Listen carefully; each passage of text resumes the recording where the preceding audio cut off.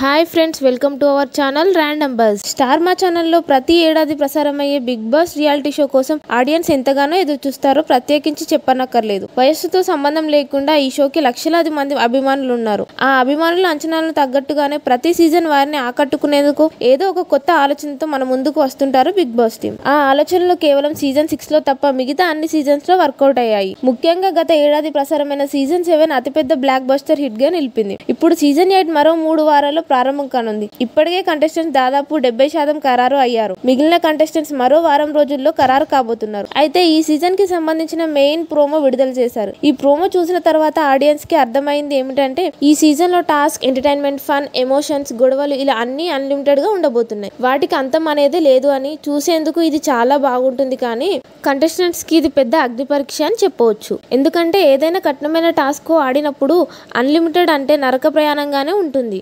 అలాగే ఈ హౌస్ లో ఏదైనా పెద్ద సవాలు లాగే ఉంటుందంట. ఫర్ ఎగ్జాంపుల్, సిగరెట్ తాగే అలవాటు ఉన్నవారు అంత తేలికగా మానలేరు. ఇది అందరికీ తెలిసిన విషయమే. అలాంటి వారు సిగరెట్ తాగాలంటే ఇంతకు ముందు సీజన్స్ లో చూపించినట్టు స్మోకింగ్ రూమ్ కి వెళ్లి సులువుగా తాగడం వంటివి ఉండదు. అందుకు టాస్క్ ఆడాలి. ఒకవేళ టాస్క్ ఆడి సిగరెట్ తాగేందుకు అనుమతి వస్తే బిగ్ బాస్ ఆపమ్మని చెప్పేంత వరకు తాగుతూనే ఉండాలంట. ఇలా హౌస్ లో ప్రతి సౌకర్యానికి డిఫరెంట్ టాస్కులు చేయాల్సి ఉంటుంది. ఈ మధ్యనే కొంతమంది కంటెస్టెంట్స్ కి ఇంటర్వ్యూస్ పూర్తి అయ్యి అగ్రిమెంట్ మీద సంతకం చేసే ముందు ఈ సీజన్ కాన్సెప్ట్ ఎలా ఉంటుందో చెప్పారంట.